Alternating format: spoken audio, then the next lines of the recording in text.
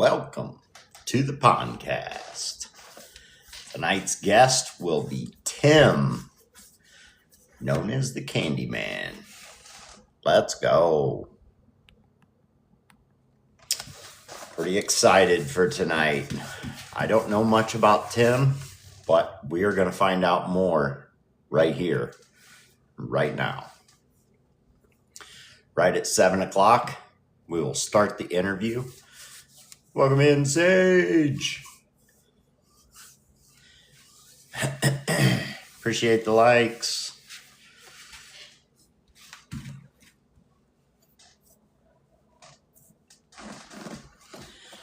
I'm ready to go.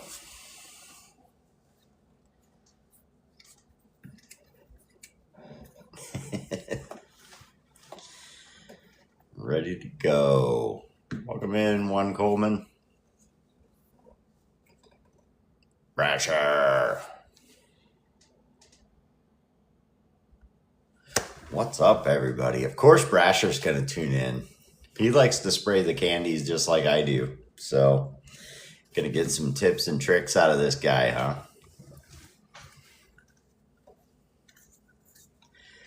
He's got a wealth of knowledge. I see he's in the chat. Hey, Tim. You're spraying candy right now. I was talking to him a little bit through text the other day, and he's like, I'm sure there's going to be questions about candy. I assured him there will be. There definitely will be. So, I enjoyed a little bit cooler weather today. It was still humid. Man, it was humid, but not bad.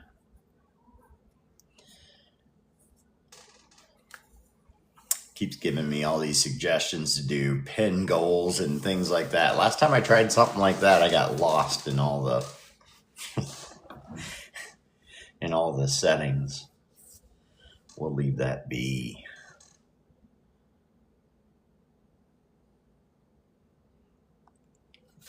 Thought I seen Bubba pass through. Maybe I was wrong. Maybe he's just online somewhere.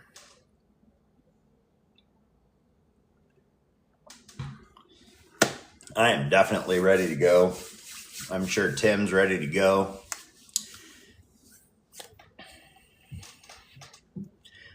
I wonder if Tim's ever had an interview before.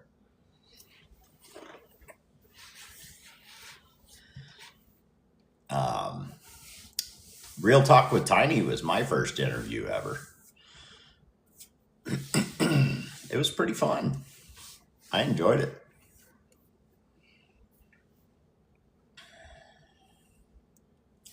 Welcome in, everybody. Welcome in. Get started here in about 12 minutes. Been in the paper. Hey, that's a big thing too.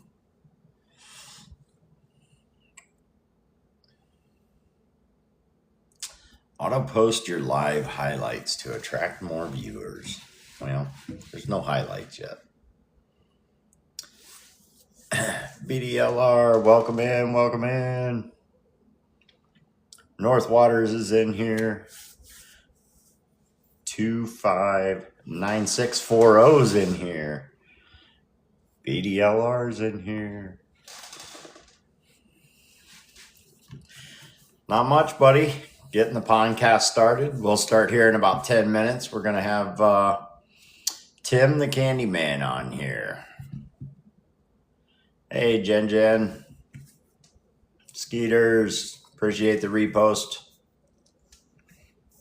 BFE. There's our last guest right there.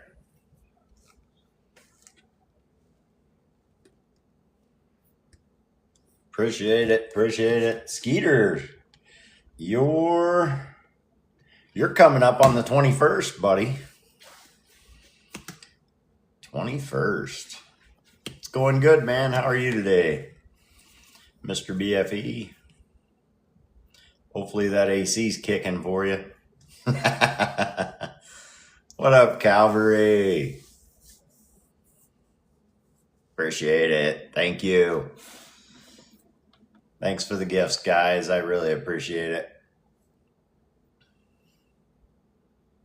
Humidity is out of control. It was pushing 80 today, but the humidity was just ridiculous.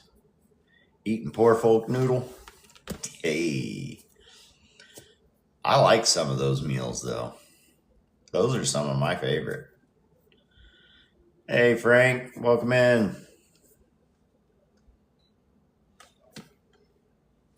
Yeah, some of those poor, as you say, poor folk meals are some of my favorite.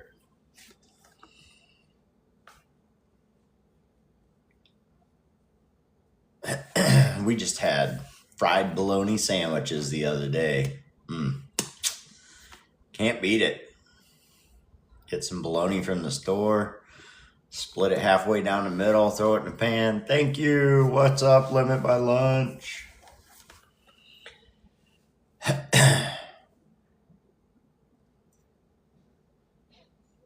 Dough Run, Titus.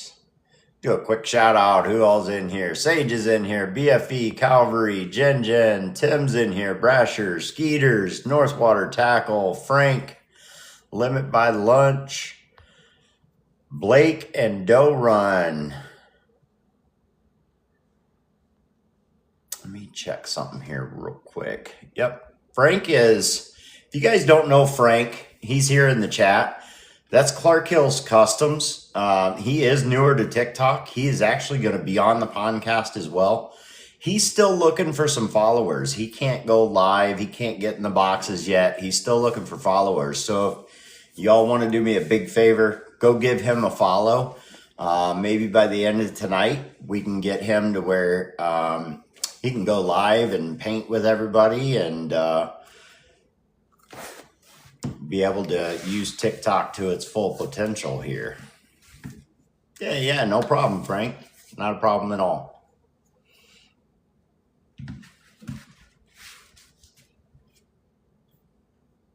Appreciate it, BFE. Limit by Lunch. Thank you. Dough Run. There we go. Appreciate you guys. Thank you so much.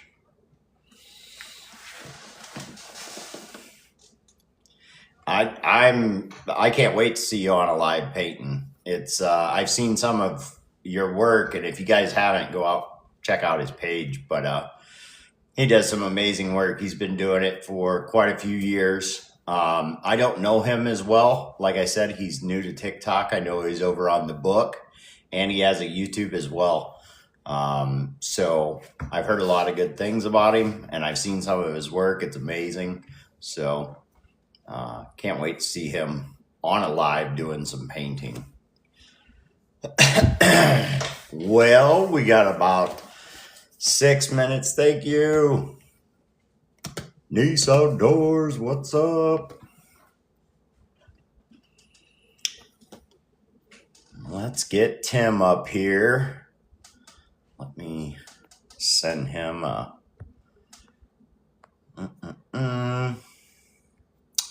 guest invite. Like I said, won't start the interview till 7, but we'll get him up here. We'll BS with him a little bit. Hey, how's it going?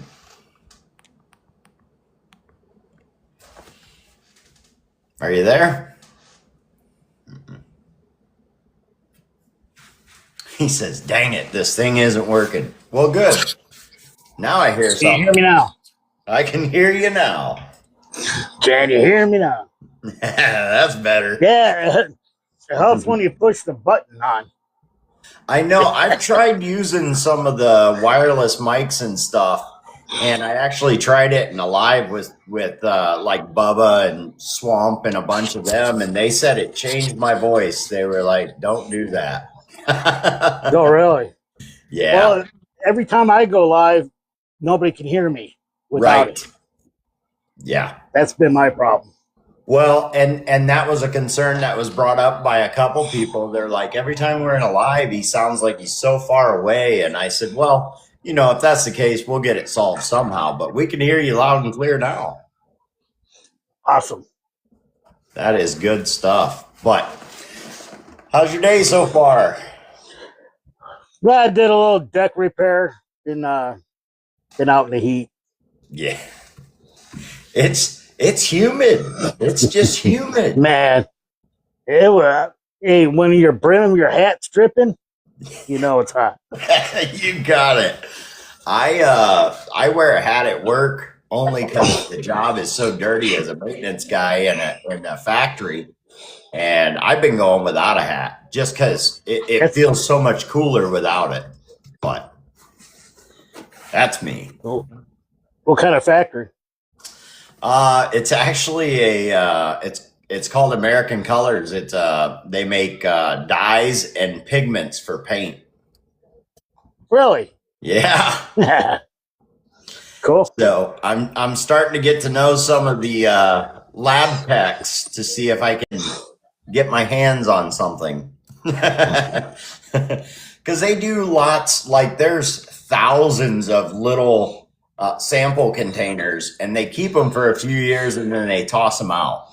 And if you didn't know, now you will. When they make that stuff, it doesn't have the additives in it to make it dry. It stays wet forever. You can throw it on the wall and it'll just stay wet permanently.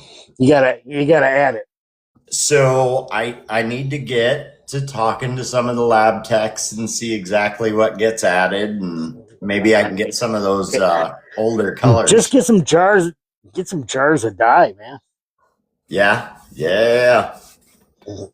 I'm can starting to candy figure it it out. I've been there not quite 90 days yet, so Okay. I'm getting to know it. So we're just getting our foot in the door. That's right. That's right. But once I'll it's get to in, know watch the out. right people. Trust me. Yes, sir. We got about 3 minutes, guys. Make sure you're interacting with live. Make sure you're liking it, making a comment, something like that. There will be giveaways tonight. If you're not liking or commenting or interacting with the live somehow, it doesn't put a number by your name, which means you can't be in the giveaways. So that's the only reason I ask. I'm not out here for likes and gifts. But if you want to be in the giveaway, those are the ways you get into it the easiest. Hey, with Frank being in the audience, that's a big deal. I know. If Frank doesn't realize, probably everybody in chat, these two knuckleheads right here, have all watched your videos and taken a lot from them. Yeah. Your videos have inspired a lot of people.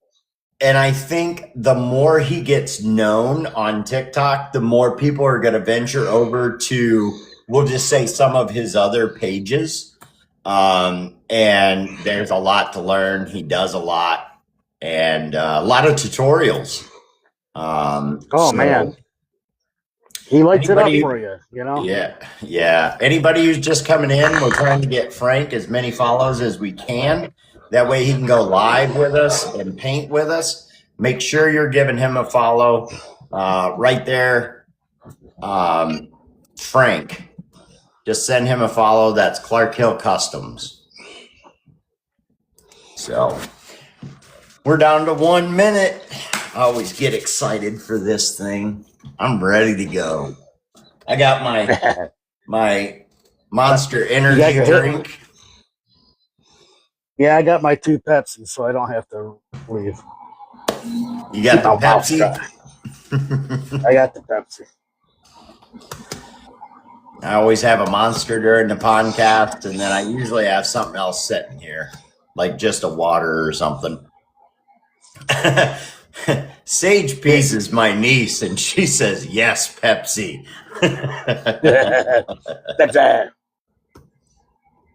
What up, baby? Efren. A lot of people coming in. It is 7 o'clock. You guys know what that means. It is time for the Pondcast. I'm your host, Corey, with Uncle Corey's Custom Lures, and our guest tonight is none other than Tim, better known as the Candy Man. Candy. It was so funny. You sent me that message, and it was just a bunch of little pieces of candy and a little guy. And I was like, please, when you message me, let me know who you are. And that's how he let me know who he was. But it is time for the Pondcast. Let me do a little bit of introductions. Let me shout out a few things, and then we'll get started. Pretty Lures is the sponsor of the Pondcast. Make sure and get over and check out Pretty Lures for all your bait making needs, from your blanks to your paints to your airbrushes to your hooks. If you're tying, they have all your skirts and Chanels, and my goodness, they just have so much over there. Go check out the website if you haven't checked it out. You will be surprised at how much they do have to offer, and there's more being added every day. I do let the chat ask questions. We wait till the end of the show, and then I turn it over to the chat, let you guys ask questions. Maybe you have some questions I didn't ask or that you just want the answers to. We will be doing some giveaways tonight. For Tim is actually doing a giveaway. For his giveaway, you just have to be here and be present. We do a Pretty Lures giveaway, which is a $25 gift code to Pretty Lures. And I give out a code throughout the show. You do have to be here for most of the show, and you do have to be present at the end to give me that code. Once your name is drawn, so random numbers have already been picked. I will say that number. If your name is beside that number and you actually have the code, we'll give you a minute to give me that code. You will win the $25 Pretty Lure giveaway. Sound good? You ready to go? Let's go. All right. So I always start off with, what state are we in? Yes. Michigan. We're in a yes state. We're in the Great Lakes state. Up Michigan. Yes, sir. Michigan. Nice. 20 minutes from Lake St. Clair, Detroit River, St. Clair River. We got it. We got the best of everything here. Yeah. So you get out there, and what's one of your favorite fish to get after? The walleye. The walleye. I hear that so much, and me being right here in Sandusky on Lake Erie, it's walleye central, and yeah, I heard this rumor you throw them back. I do. Yeah. I don't know about you, man. It's a sin. I know. You can't be throwing the sandwiches back like that. I know. I have a neighbor right here that, he gives me such crap over that. He's like, give them to me. Give them to me. I am a bass fisherman. What's that? Well, after the walleye, it's definitely the smallmouth. Yes. You can't live in this region of Michigan and not just be all crazy over the smallmouth. Yeah, and that's the way it is here. It's smallmouth, walleye, perch, and I go after the largemouth, smallmouth. And, everything I catch gets thrown back. We catch perch as well once in a while, and they all go back. So unless somebody that's fishing with me wants to keep everything, that's fine with me. But so when you choose to go fishing, it's usually for the frying pan then. Well, walleye, yes, it's coming home. Smallmouth bass, definitely no. I don't eat bass. Right. I do a lot of panfish. We have a great sunfish population here, and they're big. They're big. And Sandwich size, huh? yeah. So I mean, for the most part, I keep, but obviously we do a lot of musky fishing here. We don't keep those. No. Yeah. We do a lot of pike. We do largemouth and all that, but we also have the coho, the chinook. We have so much here. It's obscene. Yeah, you guys definitely have a little more of the species than what we do. We definitely have some pike, and I've heard there's muskie and Erie. Have I caught one? I have not. I caught a very big pike a few years ago, which we had never caught before in the 4 years I'd been fishing out there. I hadn't gotten a pike, so it was kind of a surprise. Yeah, you got a very good muskie population there. Actually, you got a very good one. Yeah. You got a good rainbow trout, especially on the deeper side, Canadian side. Yep. Steelhead and rainbows over there. Yep. I mean, Erie's nothing to shake its stick at. You know what I mean? It's massive. It's got a lot. You better respect that lake, but it's got everything in it that you want. Yeah. And I live not far from, it's called Cold Creek. So there's a trout hatchery right in Castalia, Ohio. And I don't live far from the creek that they release trout through that go out to the lake. So we fished over there a few times, but I've never targeted the trout or the muskie. And we may have to target the muskie. I know the guy that I fish with, that's one of his bucket list fish. So we may have to give that a shot. Get in front of anything that's feeding the lake, any of the rivers or something like that. Get off to the side and start getting into those weed shelves and those drop-offs and throw a big old buck through there and, just rip it. I hear you. So one of the questions I usually ask is, tell us a little bit about yourself. So when I say that, I mean, is bait making your full-time gig? Do you actually have a full-time job, married, kids, all that? Well, I traded in my wife for my fishing boat. It came with the live scope, so you can see where I see why. You got to do what you got to do. That's right. But no, I work in a factory. Okay. I'm a journeyman machine repairman with the UAW. Okay. And so I fix stamping presses, conveyors, stuff like that for a living. Yeah. That's basically what I do. We have more roller type for all the paint cans and stuff like that, but we have the machines that break down all this stuff that goes into the pigment and stuff like that.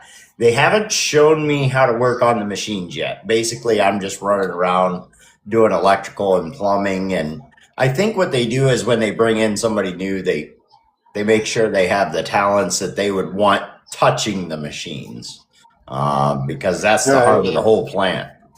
So, but how long have you been painting for? Well, that's a kind of a trick question since I was a kid. I mean, because I did models as a kid. And when I got to about the age of 14, my best friend's father started teaching me how to carve duck decoys. Okay. I literally bought my first car from carving duck decoys and making duck decoys and selling them. Wow. So that's how as a kid, that's how so I've been doing this wood carving and making decorative, I can't say the word on here, but they're for hunting. Yep. And so we got all the gamut all the way through the hunting decoys to the decorative decoys I've been doing since I was a kid. So I've been airbrushing for forever. And I've been forever. I mean, the dirt was being made, I think, but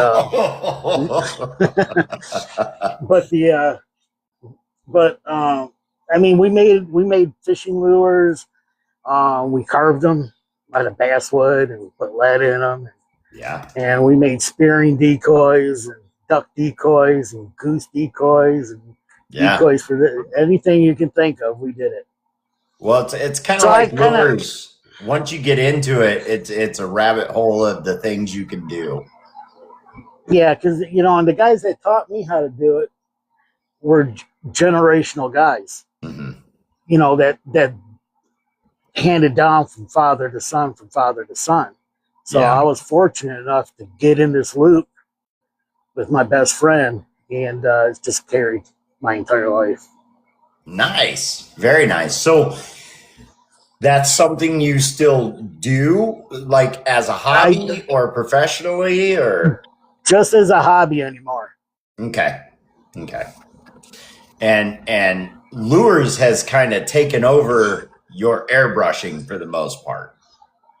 Yeah. And it's no secret, we call you the Candy Man, and that's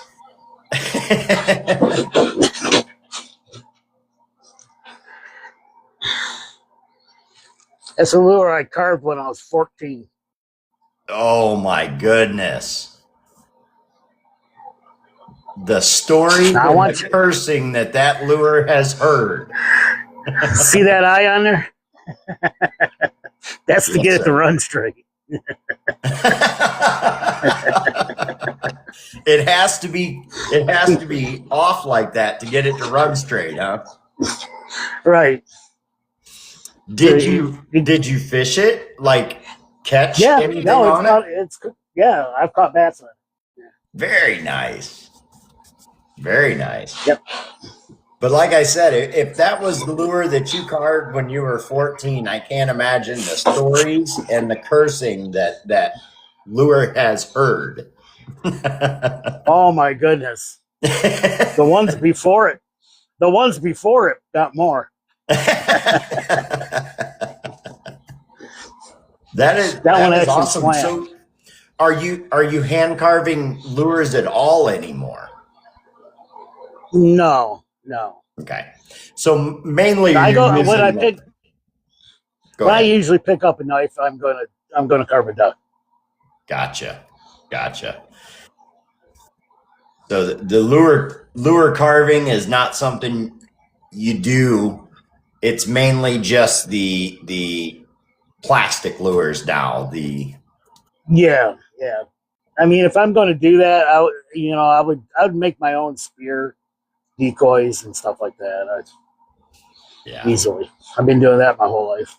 That's an amazing talent to have. I mean, there's plenty of talented people, and I would never down what we do, but going into the carving of a duck decoy and the time and the detail that goes in it. I was actually on a live with you when you started showing some of the pictures of your decoys, and what amazing work. I mean, they just look so realistic. Yeah, I mean, it's a lot of fun, and really the fun at this stage, when I was a kid, the fun was to get the money. Yep. The fun was to get them in the water and take game from your decoys. Yep. Now the fun is making them as pretty as possible. Yeah. So one decoy could take me a very long time. But after a while, that was something, correct me if I'm wrong, but you were actually into the competition of decoy painting. Yes. I tried it for a while. Yeah. For quite a few years. Yeah. The thing I found with that is that the people are so cutthroat. Number one, there's only so many people it's a dying, art activity. Yeah. It's definitely an activity that It used to be if you wanted to go, you had to make them, or you had to buy them from a carver. Right. Now you can go into Dunham's and get this injection molded piece of crap that Yep. you got to repaint anyways. Yep. You know, and by time, you know, it's so you can't compete with a blow mold. And guys, and there is a general advantage. They're super light compared to the wood block, you know. So Right. yeah, these guys in the canoes and stuff can carry a lot more. Yeah. So But those it's are definitely an art that's on yeah. its way out. You're talking something that you could put on your shelf after you retire from hunting, compared to, like you were saying, the blow mold style. Those are just throwaway. I mean, you see them all the time Yeah, in they're people's literally, garages by the hundreds. Yeah, you see them for Yeah. sale by the hundreds too. You know, so What you don't see as much, but I have seen, is going into somebody who's a outdoorsman, hunter, fisher, all the above, and they do have those wooden decoys. They don't use those. Those are for show. Those are for pretty. So when you yeah, were, they get go a ahead. lot of times. You know, the older the decoy is, it's never seen water again. Yeah. Because I mean, I've walked into garage sales where I found decoys that I know are from the 20s. Hmm. You know, just by I've been in it long enough, I can tell. Yeah. So, and they're never seeing water again, but they're Yeah. coming home with me. You know what I mean? So, Now, do you find yourself grabbing maybe a decoy that catches your attention, bringing it home? And when you bring one home that's, let's say, worn out, faded, stuff like that, is that something that you will redo, or do you like them in that original condition? you never touch one. Okay. Because first I find out who the artist is, Hmm. identify the artist, do a quick Google search, see if there's any of him out for sale. And you know, you might be repainting a $500 duck that you just made $20. Yeah. So don't touch nothing. Just let it ride. There's the tip for Let you it guys. ride. If you find them at a garage sale, don't do anything to them. Don't, unless they're plastic. If they're wood carved, leave them be. Yeah. Because at some point, no matter what, it's going to be valuable. Yeah. It might be for your grandkids, but it will be valuable. Right. Well, I mean, look at us now. We're into the, what'd you say? It was a 1920 maybe duck decoy that you found. In the future, you know, the younger generations, they're going to be looking at those that are, you know, were made in the 80s, 90s, 2000. And they're going to be saying the same thing we say about the 1920s and before. Yeah, well, every year the pot is getting smaller. Mm-hmm. Whether you collect fishing lures, because somebody passes away, Yep. children don't know what they're looking at, and they throw them away. Yeah. So the pot keeps getting smaller every year. So hang on to it. Don't sell it. Put it away, whether it's a fishing lure or a duck decoy. Yeah. At some point, it's going to be rare. All too often that happens, and it happens more and more because the outdoors community is big, but a lot smaller than it used to be at the same time. You know, people are finding other interests and things like that. Don't get me wrong, that community's still big, but like you said, the kids are finding this stuff and they don't want it. And let's face it, you can probably go down to Goodwill and find it. So yeah, I mean, when you look at the fact that the number of hunters each year decreases every year, so that's increasing the throwaway. Yeah. It is what it is. You know what I mean? Very true. If you have a chance to to save some of these things, save them. Yeah, It's 100%. American. It's American history. It's American history. It's American art. The first decoys were made. Duck decoys were made by Native Americans Mhm. in America, over 2,000 years old. Yeah. So it's an American heritage that we have a responsibility to the kind of conserve. I fully agree. And when you think of it that way, it's pretty amazing, actually. Doe Run says he loves his vintage lures. Lauren says that's why mine aren't for sale. The guy that carved the duck passed away a couple years ago. Yeah. Yes, sir. So let me ask you this. We're going to get into some bait painting stuff here. What airbrush do you prefer to use when you're painting? Really, the H&S. H&S. I'm bougie though. Yeah, you're bougie. Hey, you can't help what you like. I mean, there's plenty of people who definitely love that airbrush. Yeah, the Hunter Steenbeck new design is better than the old one. It's got it holds more paint inside. The chamber is redesigned to spray better. It uses a larger needle, and it uses a 2.4 and Okay. sprays the same line as a 1.5, Oh, wow.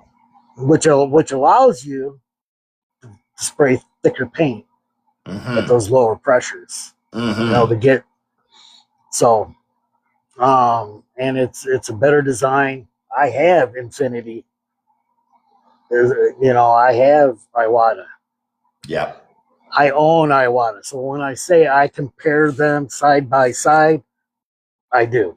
Yeah. And H&S, in my opinion, is hands down the boss. Yeah. I would like to venture out into some of the other airbrushes. For the moment, I'm going to stick with what I have, and I do use an Iwata, one of the lower end Neos, but it sprays really well.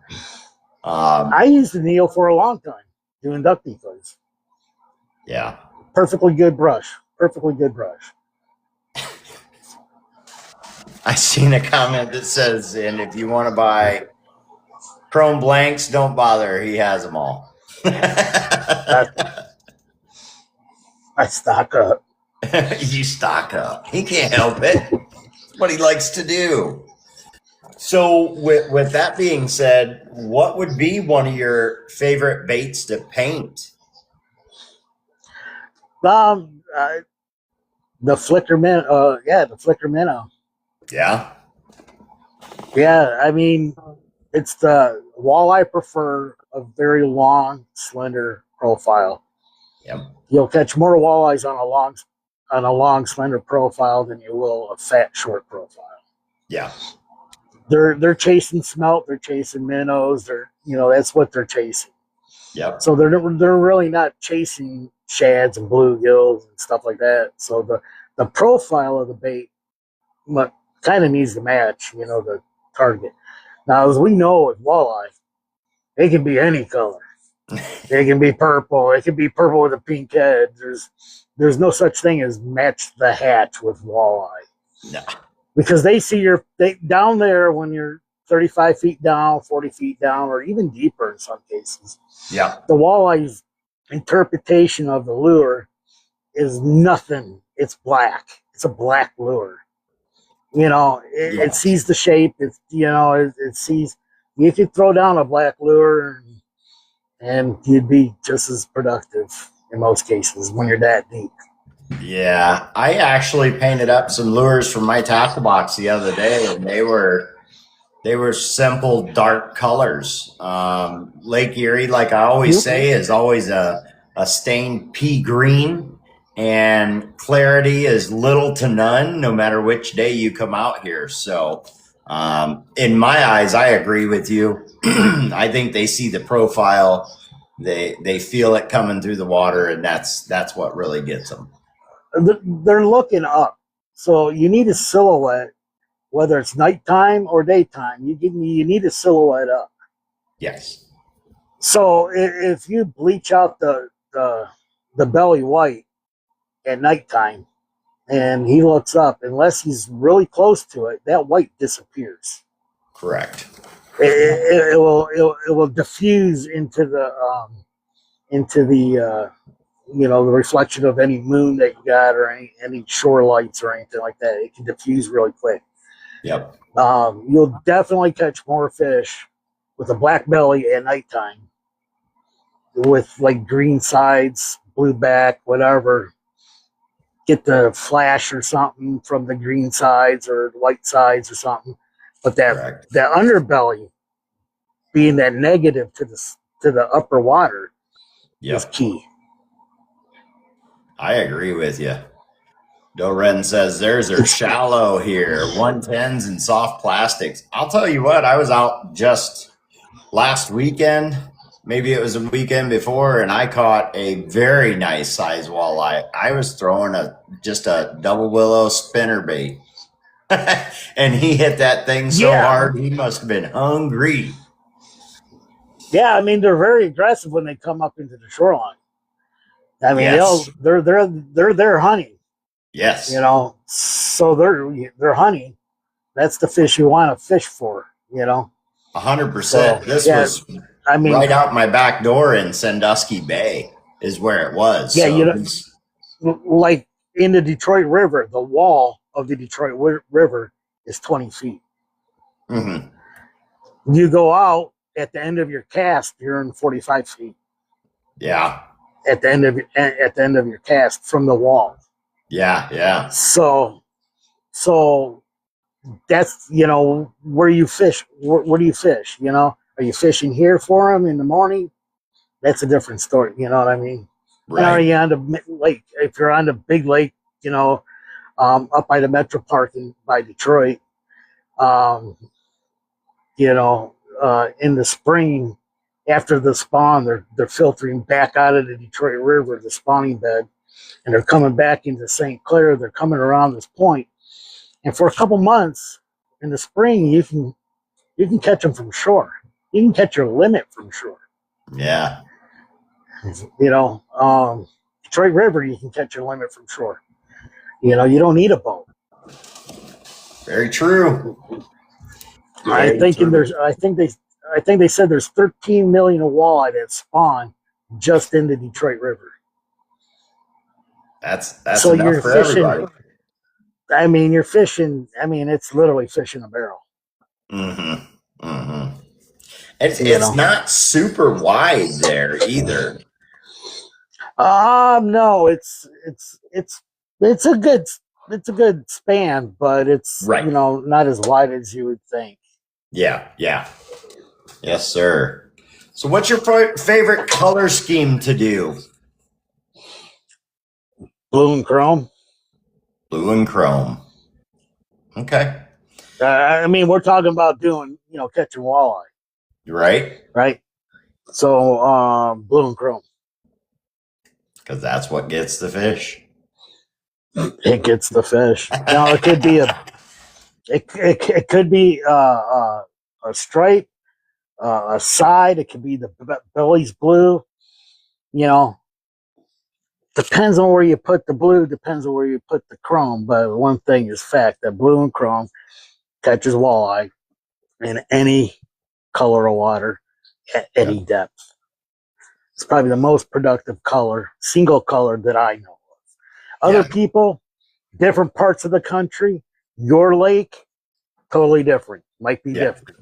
But here in St. Clair, with the smelt, with all the minnows, the shiners, the suckers, all those types of baits that they're feeding on. You got something chrome and you got something blue, you got something on the line. Yeah. Well, I see it in the chat, so we're going to kind of put you on the spot. Do you have anything like that in front of you?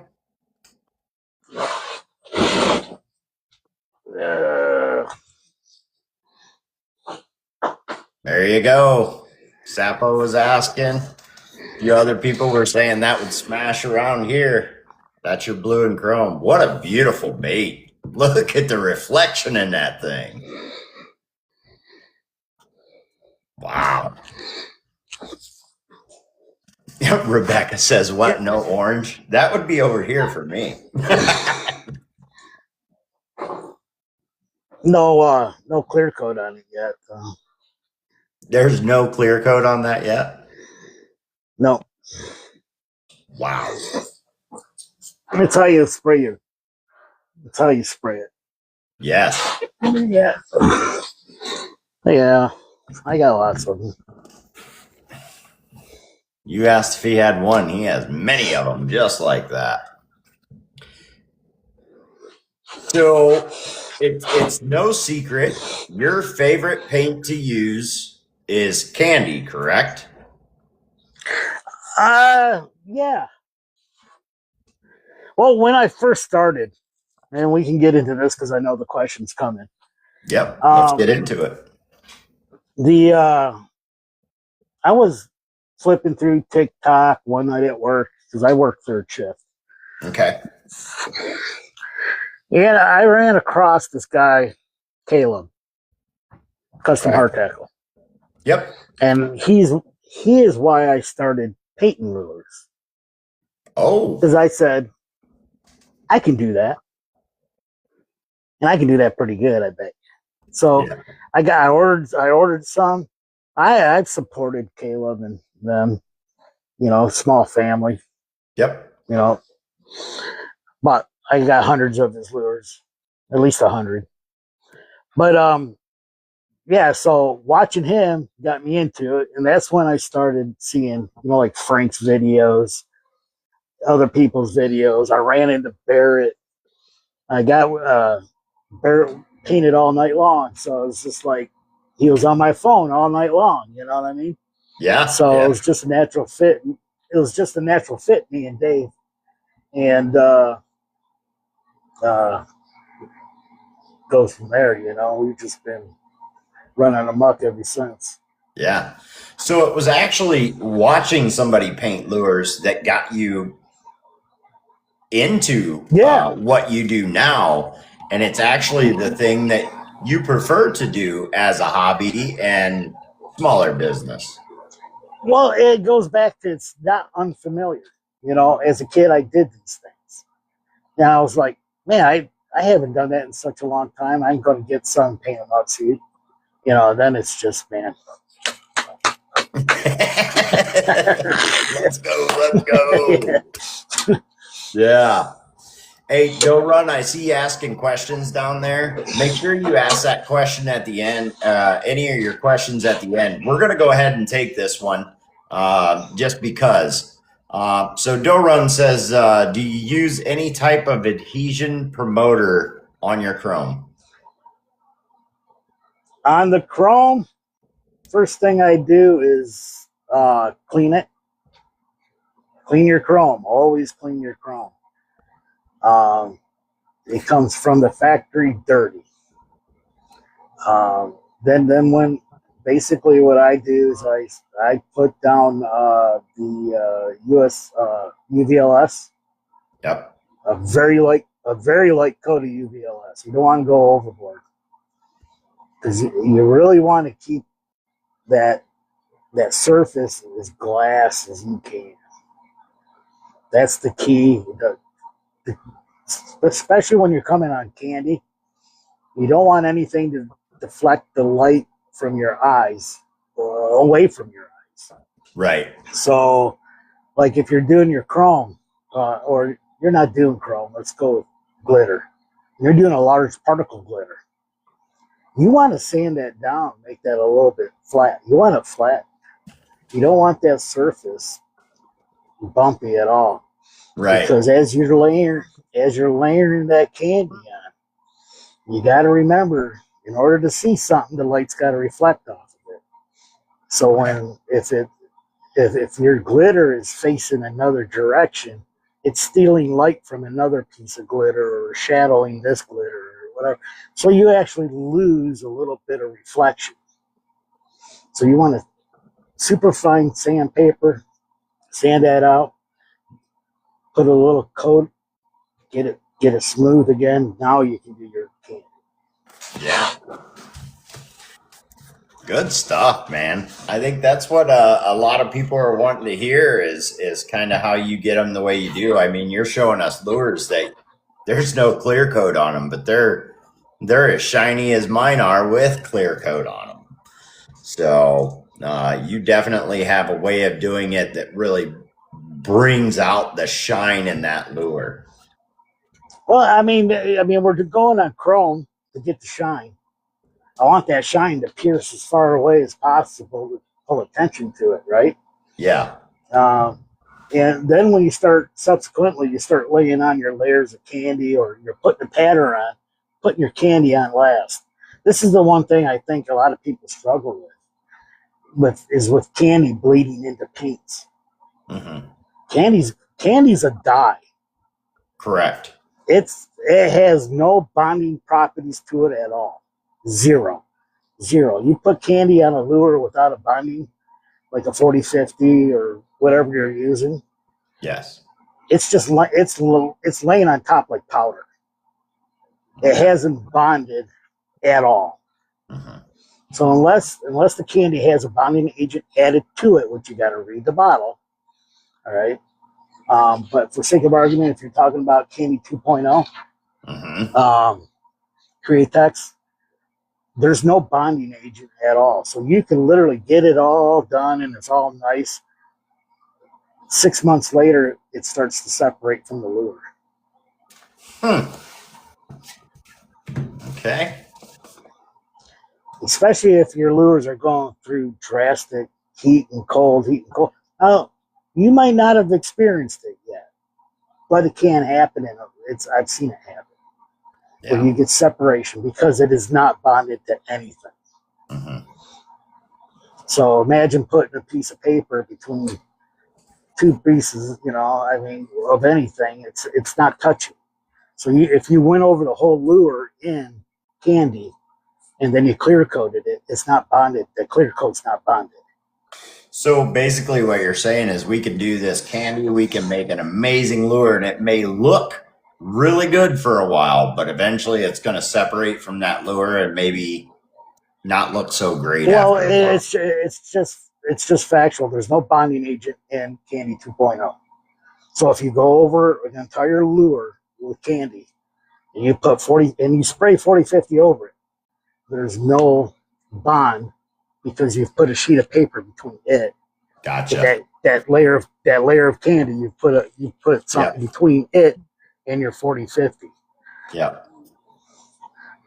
Put your 40-50, put your candy in a bonding agent, and you'll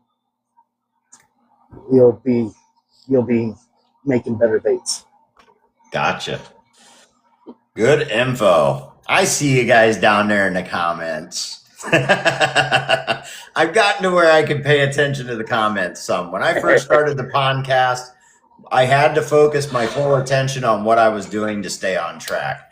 And I still get off track once in a while, but I'm able to look down at some of the chat, and I see Swamp Rooster earlier saying, "Don't let Corey work on any machines."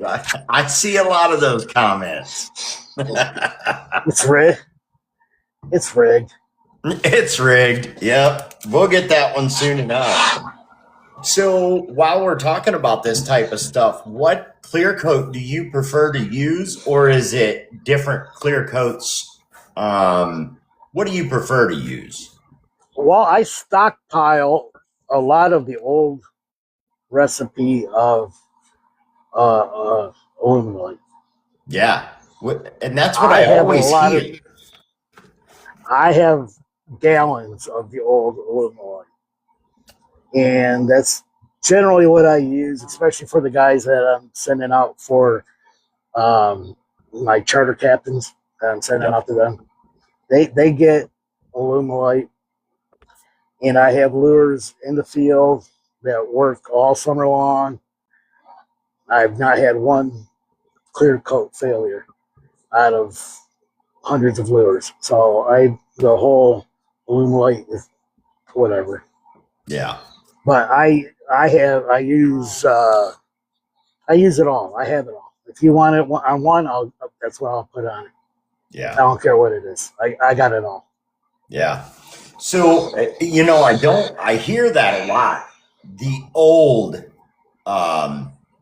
mixture of Alumilite was so great. But then a lot of troubles with some of the newer stuff, I think, is a big point that a lot of people are making. So when we talk about clear coats, I hear that all too often, that I have some old, mixture of Alumilite and it works great. So Yeah, here nor there. the thing with UV is, obviously use the right nanometer. Mm-hmm. Obviously, read the instructions on how to use it. Um, like 5 inches away from the light. You need saturation. You don't want a slow cure because you have things curing and things staying wet. You don't want a fast cure because now you've done something crazy. Yeah. You've started curing at the closest source to the light. Well, it's got to cure all the way through, Yeah. right? And then everything's bonded together in a mixture. So mix your cans up. Don't let your can sit. It's a can of goo. Mix your Mm-hmm. cans up. Mm-hmm. Number one. But yeah, saturation, and because man, when I do it, I got like uh, total wattage would be like 900 watts on my lure, and I can fish it in an hour. Wow. And So I don't. It will last for years. No yeah. question. So I think one point to take away from this for anybody listening or anybody curious about UV, first off, anybody's here to answer any questions that you would have. But I think first off, read the directions. Read the directions, follow the directions. I know we hate to do that, as I think want men. I think women or the ladies are just as guilty as we are about not reading the directions. We all just try and figure it out. Read the directions. You may have a lot better luck with it. And then, of course, after that, if you have questions, refer to Tim or Lauren or anybody who uses whatever type of UV that you're using. I don't have a problem with UV, but I hear other people do. So I've often, I've seen guys try to do it with 50-watt bulbs. You can't do it with a 50. You need a minimum of 100. Mm-hmm. And in my opinion, you need like 300 bulbs to get around that lure, get that thing, and you got to pound it. You know what I mean? Yeah. But and that's where I say this: you got to cure. You got to remember reflection and stuff like that. So you get a scab on the out. You need to be able to get through it. You know what I mean? Yeah. And you can cure the whole thing quickly. Yeah. But it goes back to saturation, the right wavelength, have enough wattage, for Christ's sakes. And everybody knows at this point, oxygen is your enemy. Yep. 100%. Plain and simple. Yeah. So you either flood it with nitrogen, or live with it. But usually you can cure it quick enough. It doesn't really matter. Yep. We're gonna give you a little break, let you get something to drink. Don't forget, guys, the podcast is sponsored by Pretty Lures. Pretty Lures will be doing a giveaway at the end of the night. We're going to give you the first letter of that code. We've gotten pretty far into here. Everybody that's coming in should be in. And the first letter is going to be the letter T. The letter T.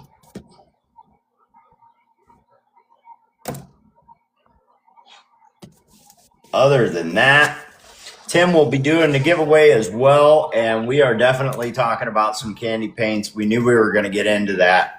Talking about the clear coat as well right now. I actually cannot have much opinion on UV. I've never used it. I've always used BSI.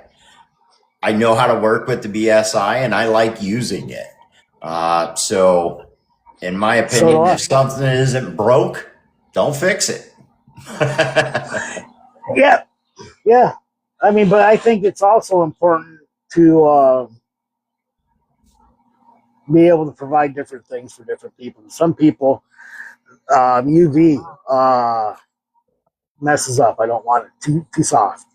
Some people, hey, when I hit a wall, the whole casing blows off with, BSI. You know what I mean? So, yeah. What do you want? What coating you want? That's what I'll give you. Yeah.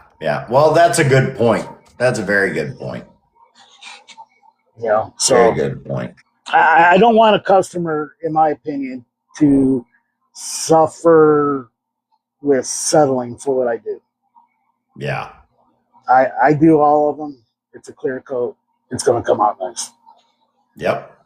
Well, your baits all look phenomenal. That's for sure. I haven't seen one yet that I would say looks bad.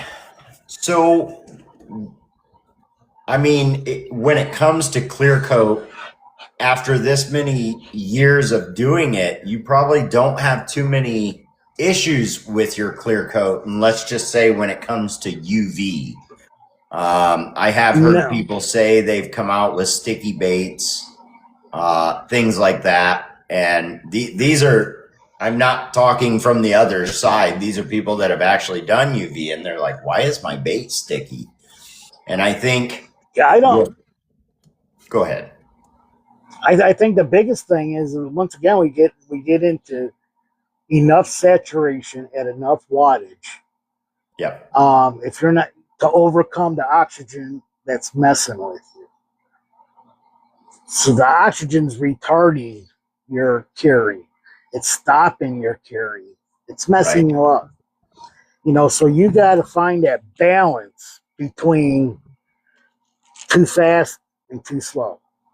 You got to get, and for me, I know what that is. So when I send you a UV bait, one, I always guarantee it's not going to be tacky ever. Yeah. And that clear coat is not going to fail ever. If it does, you send it back and I fix it. That's simple. And I ain't doing that to repeat the work that I did. Right? So that's one thing. Like I said, I have lures on boats that are fishing my lures. Yep. Every day for their living. Yep. And they keep coming back. So multiple times a day for hours on end. So, yeah. So that's what I rest my head on that. You know what I mean? So in the same effect, is there a certain hook you like to use on your baits, or will you put whatever hooks somebody prefers? Is there one that you prefer to put on most of your baits? Not really. Okay. I mean, somebody wants this special hook. This is the hook I want. I'll get it. Not a problem. Yeah. I mean, I do a lot of there's a lot of uptightness about hooks. I'm going to say this. Yeah. There is. I mean, some of you guys are, a rectal pucker on hooks is retarded. It gets as bad as the clear coat conversation. It does. It does. I know. So I'm not going to push a brand, but if you want a brand, that's exactly what I'll put on it. Yeah. Happy to do it. And I think that's the way it should be. And somebody who's putting out multiple lures or for charter boats, something like that. I mean, that's kind of the avenue you go down, is you got to give them what they want. They want your paint job, but It's what clear coat they want and what hooks they want on it. You're more than willing to Hey do. man, all I know is I've lived my life on Lake St. Clair, and I've thrown lures with mustad hooks for forever, Yeah. and I've never had one break. Yeah. Yeah. You know, I've never had a mustad break. Yeah. I've had split rings, split off lures. I've had, everybody makes junk. Everybody gets a lure for Monday. You know what I mean? Yep. Damn lure is made on Monday. Better check your split rings. You know what I mean? You got it. I think he answered your question there, Sapo. Yeah. Well, I think the question of freshwater, saltwater is kind of out. You are a freshwater fisherman, that's for sure. Do you like to fish saltwater at all? The last time I fished saltwater, I was stationed at Fort Stewart in Georgia. This is a funny. So we got my buddy back here in Detroit won some tickets to Hilton Head. So I went up there, and I was fishing in Georgia every day, because you have all the ponds on Fort Stewart. Yeah. To fish to yourself, So I'm on there, So we go up there, we go to Hilton Head, and where the tickets were for, and it's a nice little thing. And we go out fishing one night, and I'm a moron because I'm fishing with shrimp that I put in my front pocket.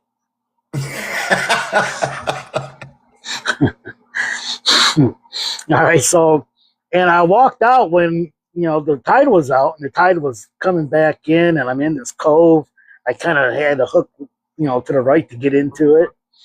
I was catching fish and stuff, and then the sun was going down, and it was getting a little creepy, that little uneasy. Yeah. The water's up to the old nips, and you're going, hey, maybe it's time to scoot out of here, So, and off in the distance, I saw a fin come up in the water, and I was just like, oh man! And right when I was like getting ready just to turn, this crab grabs my big toe, just squeezed the shit out of it, man. I look like Jesus. I was moving water, screaming,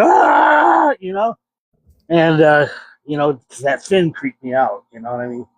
And it could have been, a dolphin or whatever. I have no idea. Well, something like that gets your mind working against you to begin with.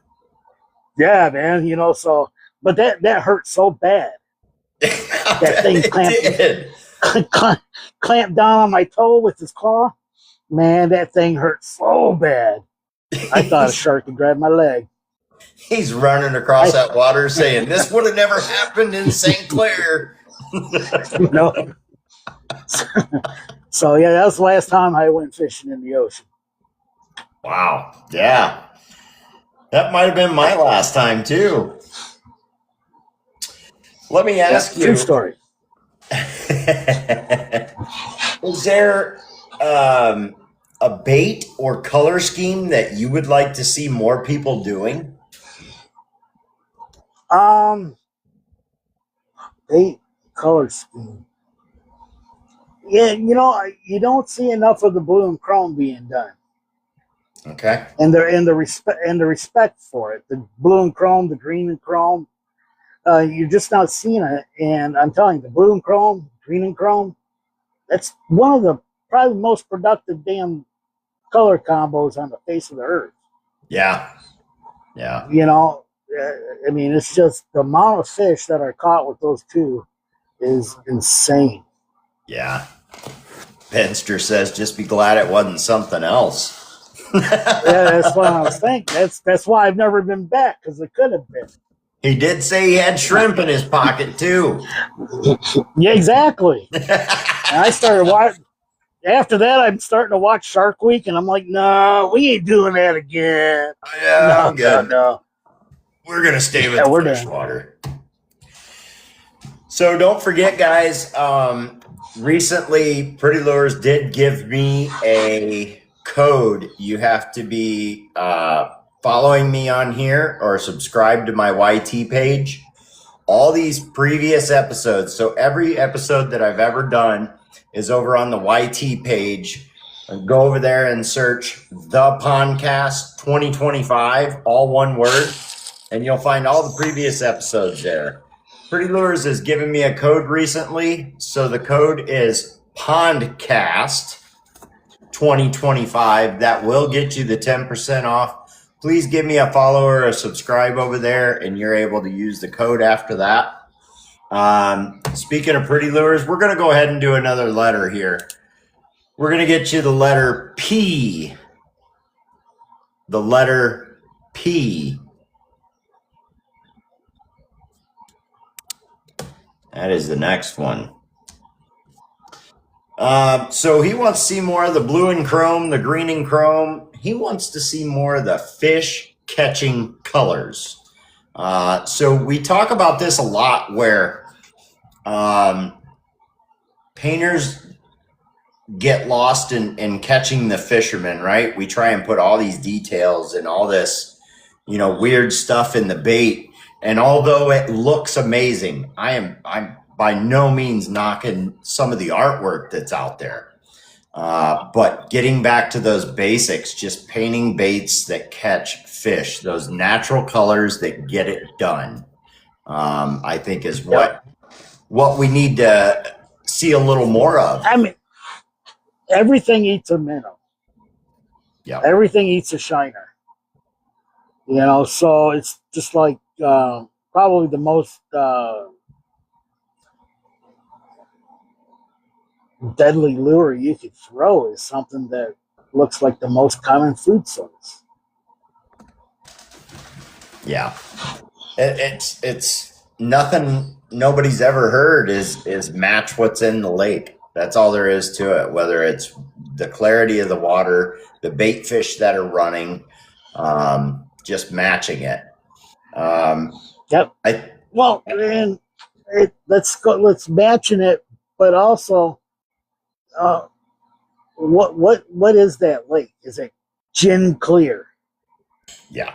Do you know what to use in a gin clear lake? It sure hell isn't Fire Tiger. No, it's not. No, don't throw fire. Did you catch a big? Yeah, you can. You know what I mean? But if you're walleye fishing in a gin clear lake, you throw something dark and nasty.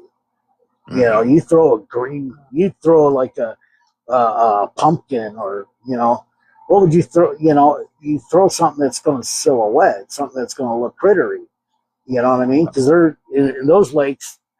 Most of the bait fish are, hiding. They're not in the open.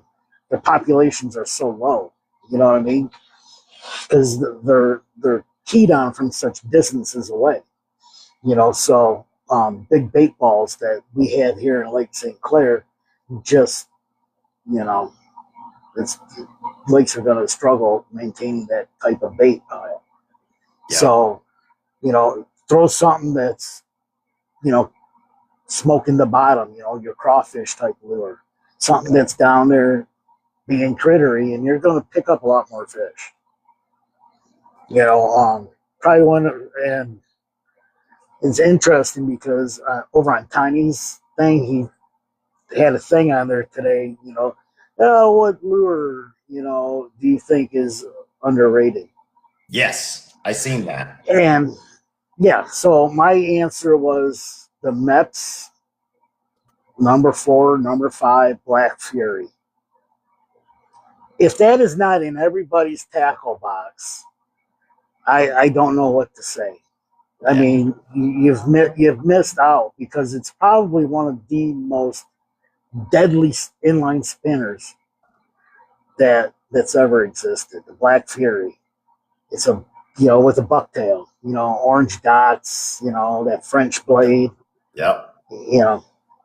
And the French blade's just it's got a better thump to it. It's got a faster speed to it, and it's got a more aggressive sound.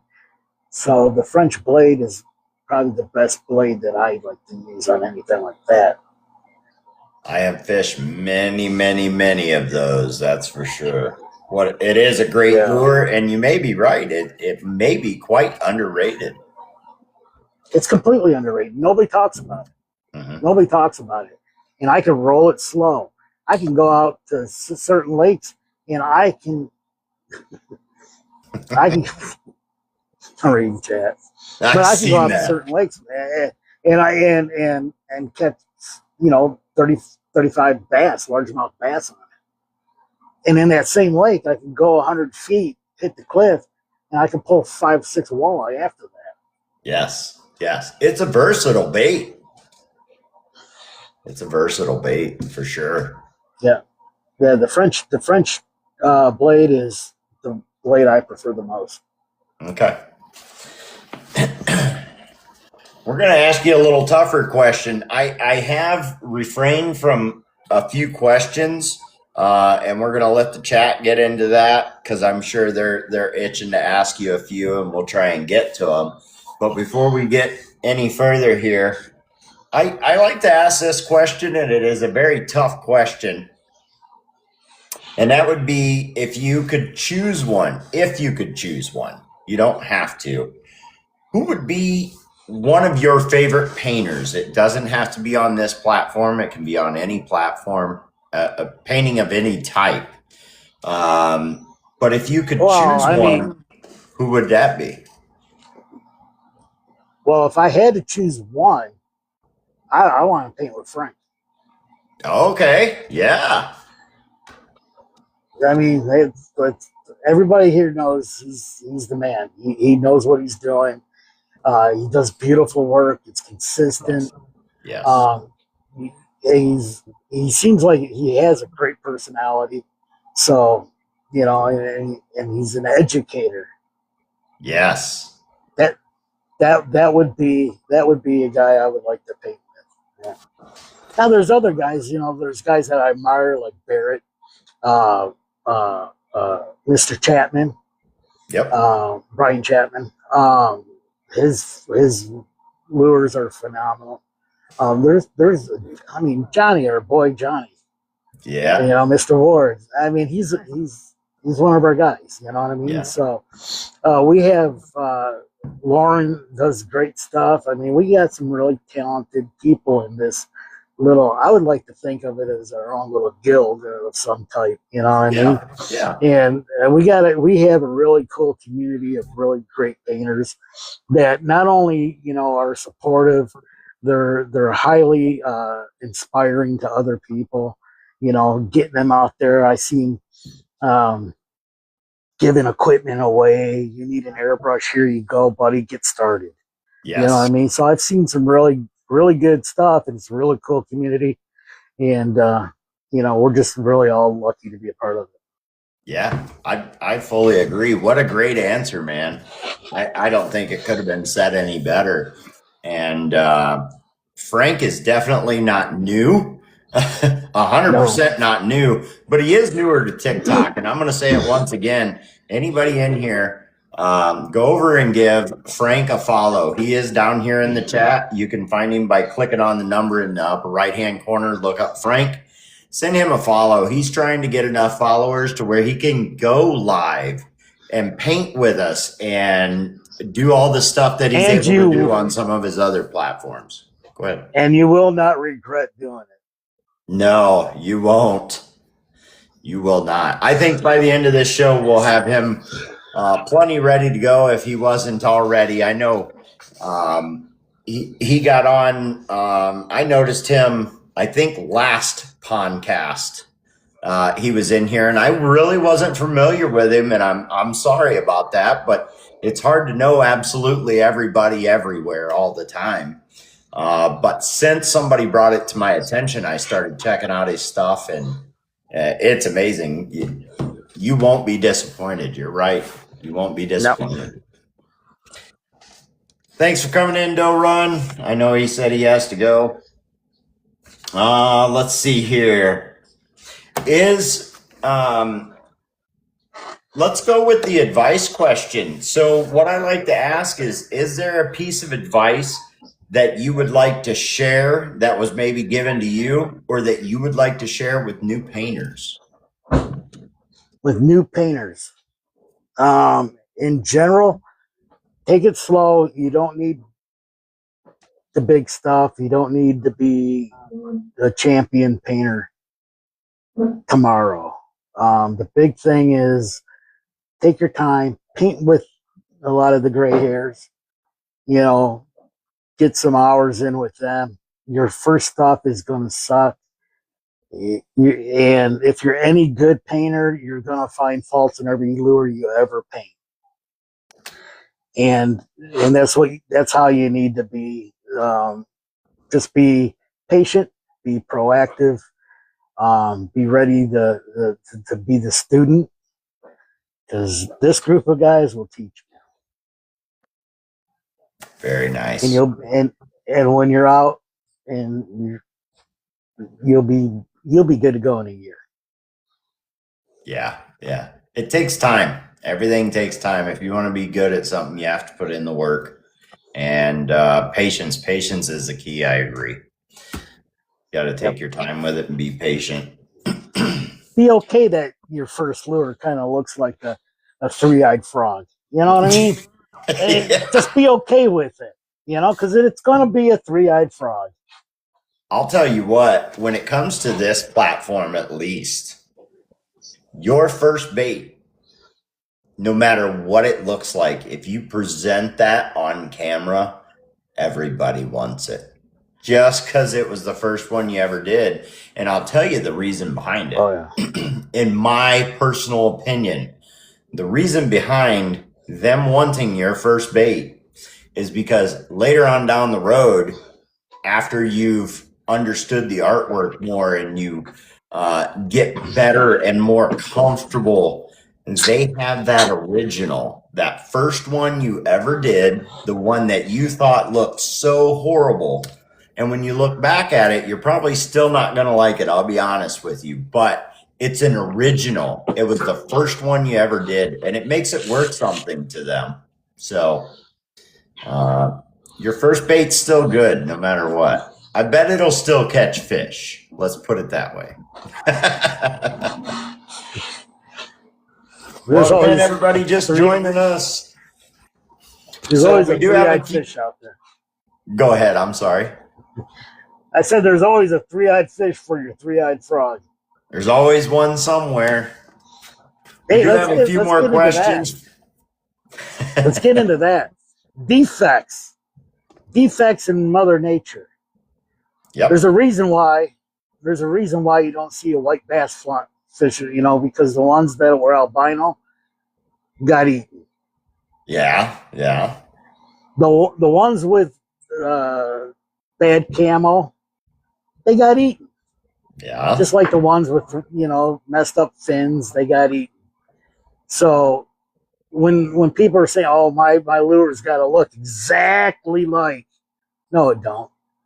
You want your lure to get eaten. Yes. So do a genetic defect that you might see in the wild on your lures to trigger more strikes. Because what do defects? They get eaten. That's very true.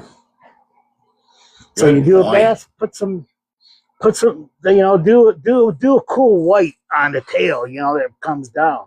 Put the defect in. You know what I mean? Wash the whole bass out so it's like almost yellow. You know what I mean? It's gonna get eaten. Yeah. I hope you guys are paying attention to this. This is what we want to see. Hopefully in the next week, we're going to see some lures just like he just described. A little defect in them, something that you put in there purposefully, but it's going to be that defect that gets them eaten. And you're absolutely correct. I was out fishing. Believe it or not, I was out fishing this past weekend, and we were over in a spot called Bass Haven, right over off Catawba Island. and we're fishing along, and I seen what I thought was almost like a road cone that got thrown in the water. Big orange. I could see it from far away, and the closer I got, it was somebody's koi fish that they had thrown in the lake out of a koi pond, and it was big, bright orange, and that thing must have weighed a pound or two. It was huge with that big white belly, and all I could think is, that's not going to last long. Nope. That's going to stand out like a sore thumb, and something's going to gobble that right up. Probably a muskie. I'll bet. It's really weedy back in that area, which is a good thing. And a lot of current going out to the main lake from there. And yeah, I would say it's not going to last long at all. That's what it had to be orange with Corey being around. Heck yeah, it was. Orange. Always. Orange rust, a derivative of orange. And I say it all the time now. Orange is my favorite color. And it will get me to buy a bait. It will. But I fish mainly natural colors to my lake. And it's I want to catch fish just like everybody else. And orange bait will get it done 100%. If I take a 2.5 crankbait that's orange and white and I throw it around, it'll get bit. But confidence wise, I'm going natural colors. When I'm having a tough day and the bite is tough, I have certain baits that I'm confident will catch fish, and that's what I'm going to throw over and over until my arm's so tired I can't do it anymore. So let me ask you this. Do you have a dream or a goal for this bait making to go? Like maybe to own a bait shop, do it full time, something like that? This, when I retire, this is what I'll be doing. Okay. Yeah. That's the goal. That's why I get teased a lot from guys saying, Tim's got all the chrome lures in North America. There are some lures that I've literally purchased every one in North America, and they're sitting on the shelf. And they're yours. Well, they're stock for when I retire. I'm building up my retirement stock for when I do retire. I don't have to buy lures every day to make ends meet. Yeah, you'll just have a whole stock to go through. That's good. Yeah. It's an idea.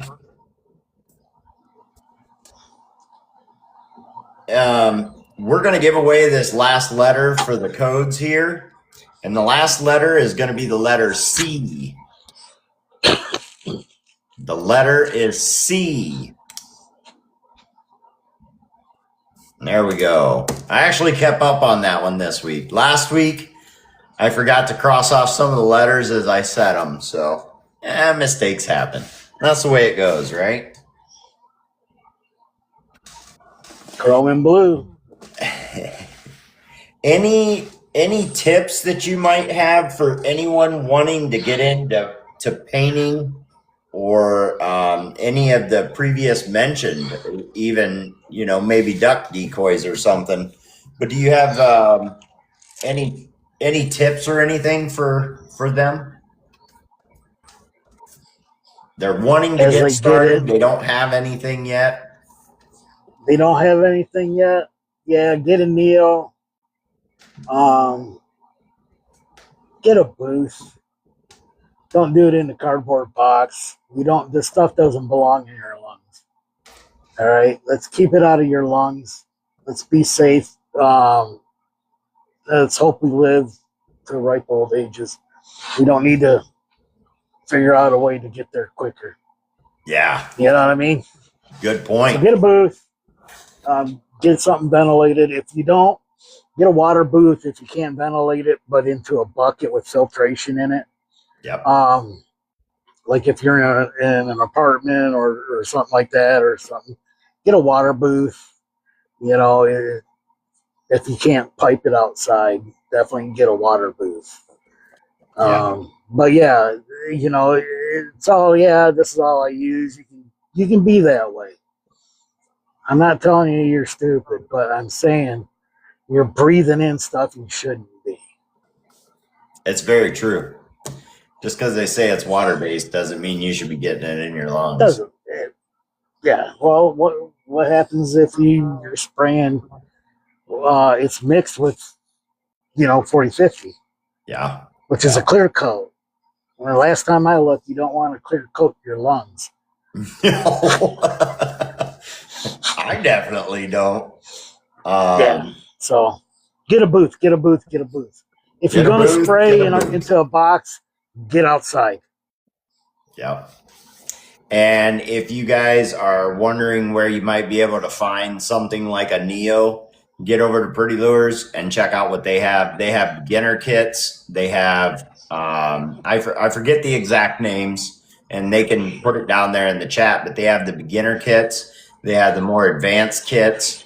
You can get the entire thing for one price, and some of their kits come with blanks, paints, brush, compressor. You get everything. You're ready to go. I do not believe they have booths available there, but you can get something those. he needs to start getting. Yeah, maybe if good you need to know about where him. to get a booth, it should be David. But if you need a good place to get booths, just contact me and I'll tell you where to go. There you go. What up, GTK? Got a lot of people in the chat giving out the whole Captain's code. in the house. The captain's in the house. He always says that. I find it hilarious every time you join his live. What happening, Captain? That's Captain Caveman. We were wondering if people would want them. We can get them, and they are referring to the booths. So that may be something. You guys go over, check out their website. You can always do questions and comments. Get over there and let them know. Maybe you're looking for a booth. Maybe he can special order you one. Yeah, that's true. They're more than willing to help out. That is for sure. So I do have one more question for you. You don't do any auctions or anything. You just have a site that people can go to, or do they just have to get a hold of you? They just got to get a hold of me. I've been in this type of field. The type of guys that go duck hunting, they go fishing. Yeah. So I instantly had an entire group of people. But I reached out, I made samples, and I sent them out to a bunch of charter captains. I just went through, the internet, sent out sample lures, and said, "Hey, man, if you want a bunch of these, let me know. You can't buy them anywhere else." Yeah. They fish them. If they catch fish, let me know, and I'll make them for a good price for you. I made a letter and all that stuff, gave them a free lure, sent them out. Yeah. Wow. And that's what I do. Got it done that way. It seems to be working for you. I know you're pretty busy most of the time, so. Yeah, I do pretty good. Good stuff. All right. What do you say? We're going to give him a little break. We're going to do some giveaways, and then we will open up the chat and let you guys ask some questions. While we've got everybody in here, I want to make an announcement. The announcement's going to be the next person on the podcast is going to be Legacy Lures will be next on the podcast. If you don't know who they are, it's kind of a family ordeal. I think it's mainly a father-son, but Legacy Lures, they tune in quite often. They've been down in the chat. So we're going to have them on next. Make sure you go check them out, send them a follow, see who they are. So let's get started with the Pretty Lure giveaway. I do that one first. If you guys are ready, I am ready. The way I've been doing it lately is I already have the random numbers picked. I get a hold of everybody previous to the podcast. Pretty Lures says Legacy Lures is a great guy. All my interactions with him have been great. I've gone over, I watched his live. They do some good work. They show off their work as they're moving along. And when I tuned in, it was him and his son, so it was pretty entertaining. So, like I said, all these numbers are randomly chosen before we even start the show. And the random number that Pretty Lures has given me, I do this every time, is number 7. We're going to go over here. We're going to find out whose name is beside number 7. And that is Baby. You are number 7. I need you to put that code in the chat. If you can put the code in the chat, you do win the Pretty Lure $25 gift code. He says rigged. That's not the code word. That's not the code. Rigged. I need that code from you.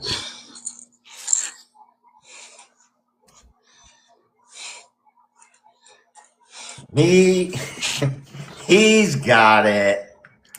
He's got it. So that one is going to go to Baby.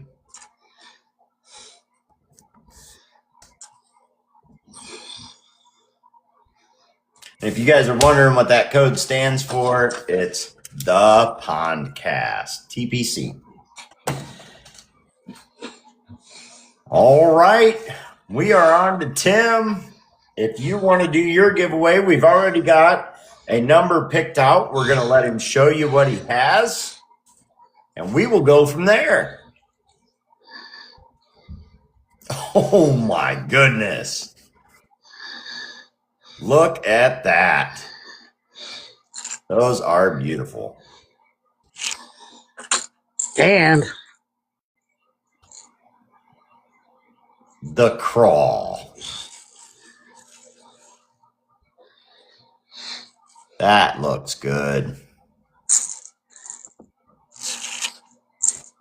You want to get in on this giveaway, guys? Some of the detail in there. It's got a lot of depth to it. Amazing work, man. Amazing work. All right, we've left you in suspense. You see what he's putting up there. The lucky number chosen by Tim is going to be number 24. I'm going to go over here. I'm going to go straight down to number 24. Mr. Killjoy. Killjoy is number 24. This guy is getting lucky here. Congratulations, Killjoy. Congratulations to Baby. My goodness, those are going to... I can't imagine what those look like in person. Awesome. Yeah. They have to. As good as they look on camera. Like candy. Like candy. Those are beautiful. Yeah, congratulations, everybody. Congratulations to the winners. Now comes the part that a lot of people really love, and this is the part. Don't put them in your pocket while fishing. Rainbolt says, don't put them in your pocket while fishing. This is the part that a lot of people like. This is where we open up the chat. We let you guys ask him the questions you would like the answers to. We call him Tim the Candyman, and everybody knows why we call him the Candyman, who does some amazing work with candy, but he does amazing work, period. And we're going to take the first question right now from Frank. Do you use any solvent-based candies? I do. But they're not my preferred. I personally don't prefer them. It's not that they're bad or they're just not what I do. Yeah. When it comes to preferred candies to use, what is maybe the brand you prefer to use? Or Well, I do like the Createx. I do like the Glitz. I've seen a lot of the other ones, and I've used several of them, and I've kind of gone back to really appreciating the Createx more. To me, it's more versatile. Um, it's a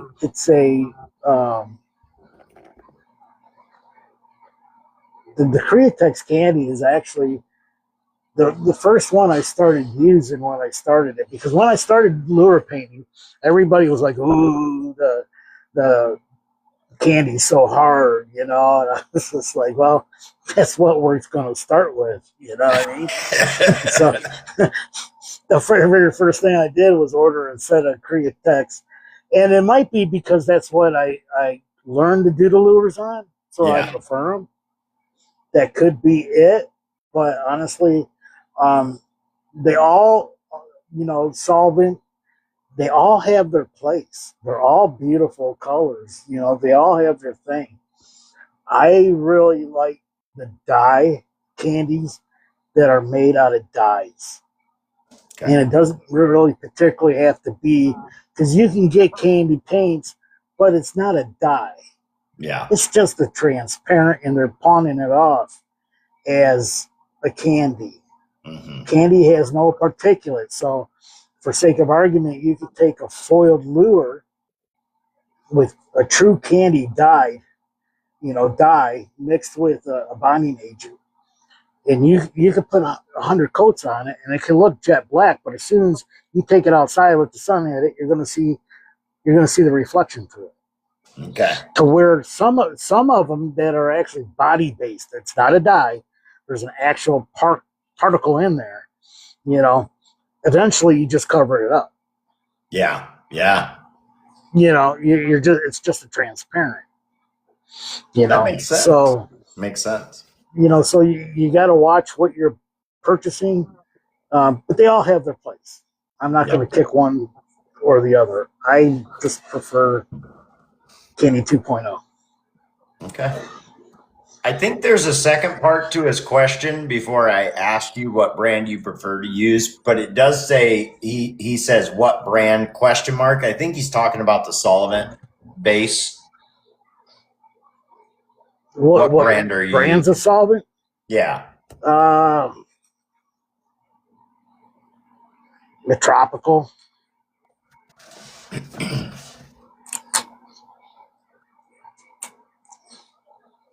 Yeah, the tropicals. It's like, ooh, man, it can ruin your eyeballs. All right. Ooh, Next question.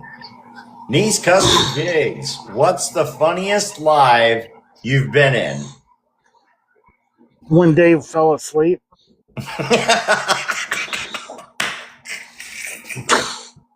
Dave fell asleep, and we're sitting there like doing subliminal messages to him. Give Tim free lures. Yeah. Give Tim free lures. So, and then we did something, and we startled him awake, and then the phone just died. You just slobber everywhere.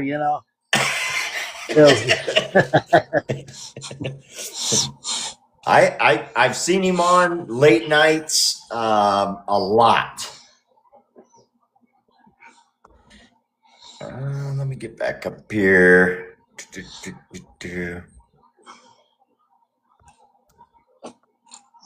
We got that one. We got that one.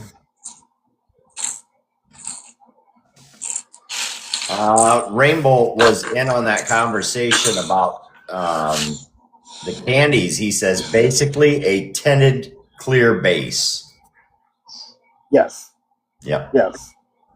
But in all arguments, transparent paints are tinted. Mm-hmm. It is dye base. If it's dyed, if it's a dye is a liquid. Yep. It gets the color from a liquid. You know, the transparents are all opaques put in it. You know what I mean? Yeah. So Yeah. anything dye. Walleye guy Or has a ink. question for you. He says, "Do you spray a clear when layering over the candy?" I do.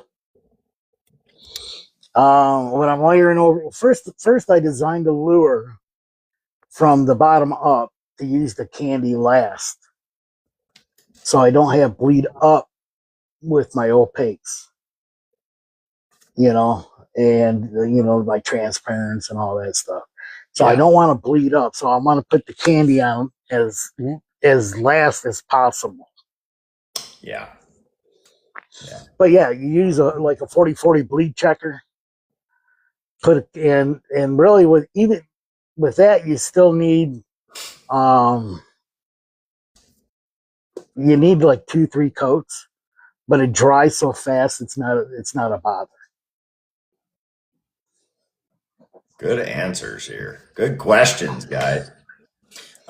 So Rosalie has a question for you. She says, "Can we I'm married. see the No, I'm tuna?" not. Can you see the tuna?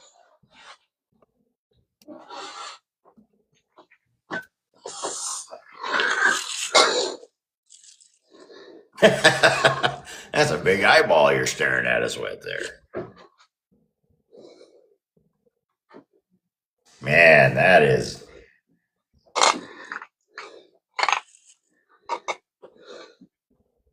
a beautiful bait.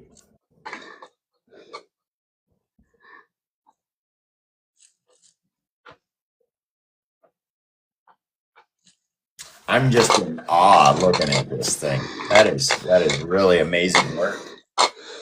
Great job. Thank you. Yeah. Wow.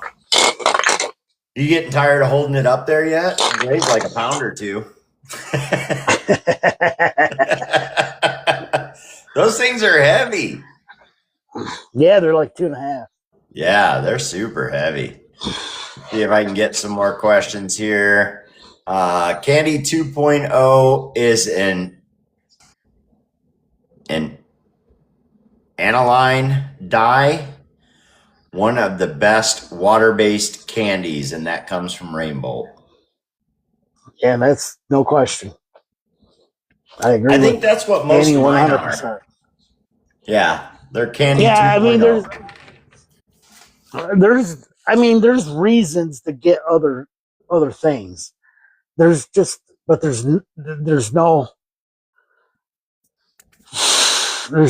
just no reason to settle on anything. I get it, you know, and one guy wants to explore the inks and that, you know, but I just want to come back to this one truth. Blue is blue. You want it a different shade, change it. You're a painter. Yeah. Get your little wheel out, you know, add this, do this, you know, change it. But blue's blue. I mean, I know this one guy. I love this guy to death. He's a great painter, but he's got a secret white. No, you don't. It's white. It's white, right? I can tip my white too. You know what I mean? Yeah. Yeah. And so don't get too stuck on that stuff, guys. Yeah. There's no secret blue. There's no secret white. Blue's blue. You know. People are mixing these colors every day, and they're adding different stuff, and they're doing different things. And there's no new colors in the world. No. There's no new color. Every color's been made. Yep. Every single one of them. Very true. You know, but there is one. This is a good one. There is one that doesn't ever show up in the wild. In Mother Nature, there is one color that doesn't belong in Mother Nature.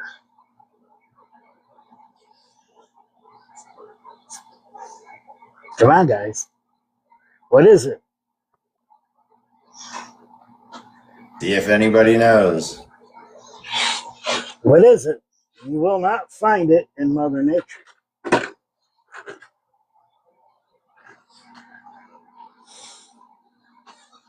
Magenta. Magenta. There is nothing magenta in the world. Magenta is your eyes, because you got a red cone and a blue cone, making sense out of it. There's nothing in the world magenta. Every other color you can find. You cannot find magenta. Northwater says magenta and purple. I think he says violet. Yeah, but you can find violet on a flower. You can find purple inside, but you can't find anything magenta. Yeah. There's no magenta in the world. So Pretty Lures says, where can they find your lures? We talked about that earlier. You have to get a hold of Tim himself. He does not do auctions or anything. It's all personally straight through him. Yep. And then Lauren's Lures says, Tim, do you like root beer floats? I love root beer floats.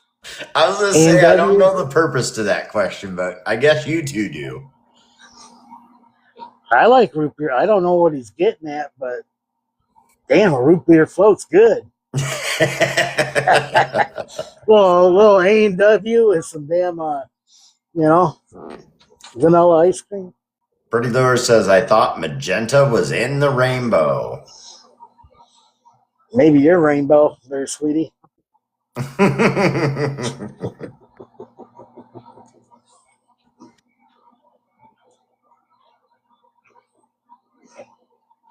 Oh, he says he has one every night, almost every night. He has a root beer float.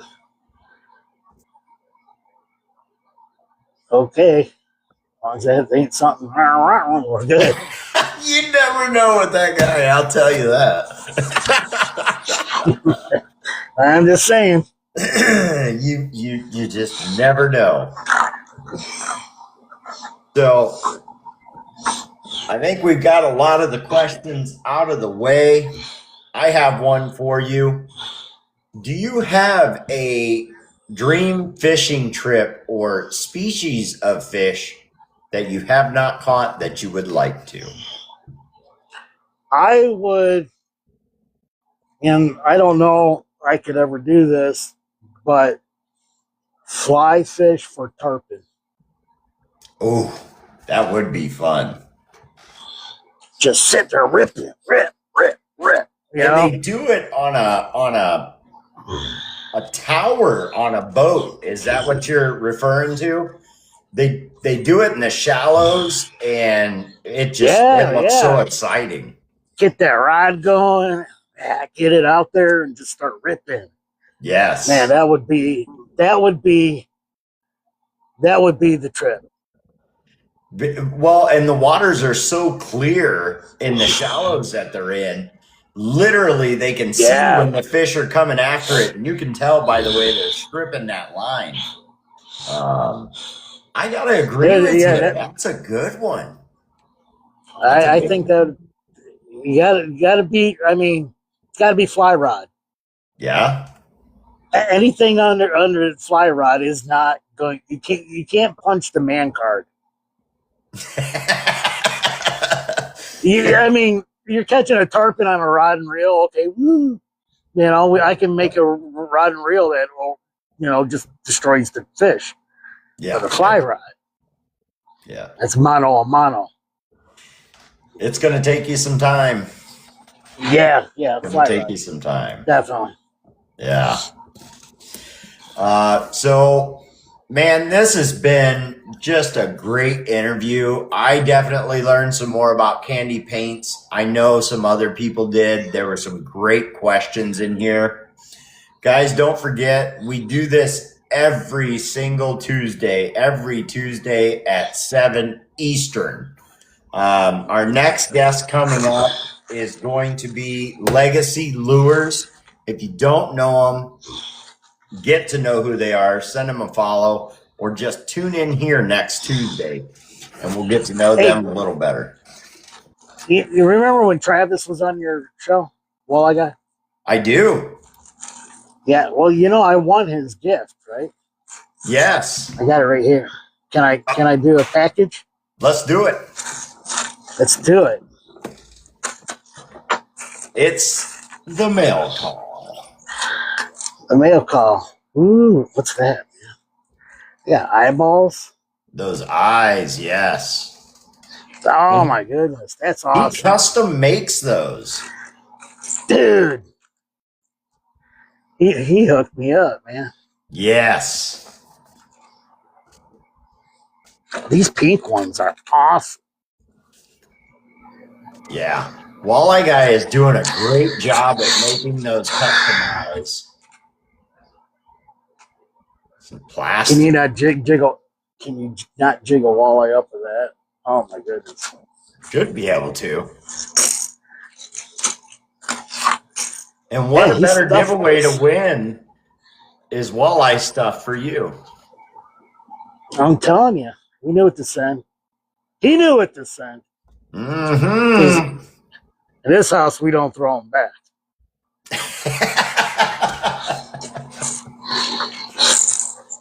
Hey, I'm just trying to make sure there's enough for everybody.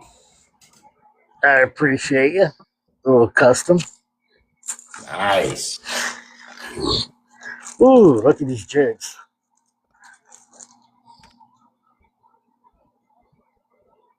Very nice. Nice set of jigs right there. And he hooked me up.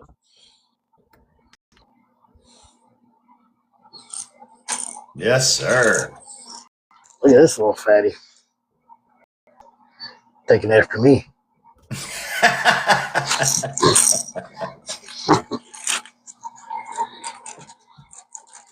Boy, he sent you a whole box. I'm telling you. There I didn't believe you could get. That's pretty sweet. Yeah.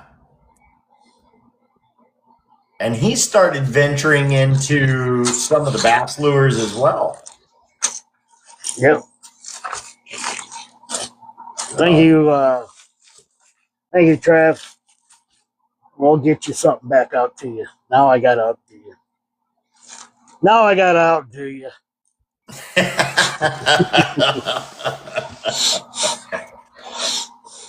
Oh man! Killjoy, what a great show! Make sure you, Killjoy. Make sure you mail me. Yep, send him your information. Make sure you message him, send him your information, and he'll get those out to you. What a great show. I knew it was going to be a great time. We both knew it was going to be some candy talk, but I think we got some great tips and tricks from you, and also some great stories and maybe some memories that you ain't talked about in a while with some of the lures and stuff like that. So my big toe. What's that? My big toe. Your bitten big toe. Yeah, dude.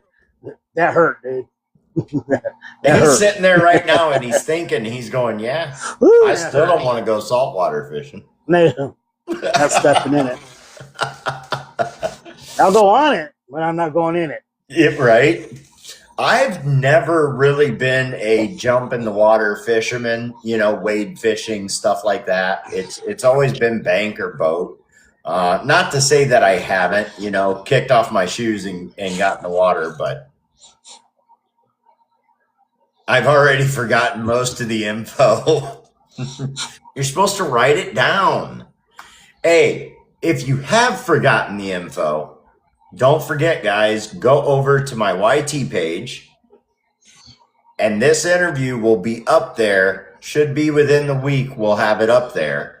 And you can rewatch it, skip forward to the parts that you want to know, and get that information again. So it's The Pondcast 2025, all one word. Also go over to Pretty Lure. Make sure you send me a follow. If you're already following, thank you very much. Or a subscribe. If you're already subscribed, once again, thank you very much. and use the code PONDCAST 2025. That will get you 10% off over at Pretty Lure. So, other than that, do you have any questions for me? No, I'm good, man.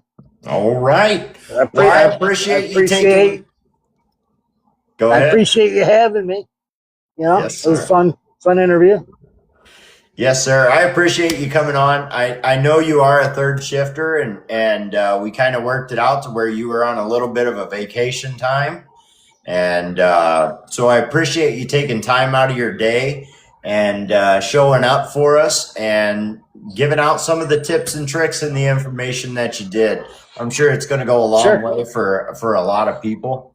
And appreciate everybody tuning in as well. And that is going to be the end of the podcast. Thank you all very much, and we'll see you soon. Peace.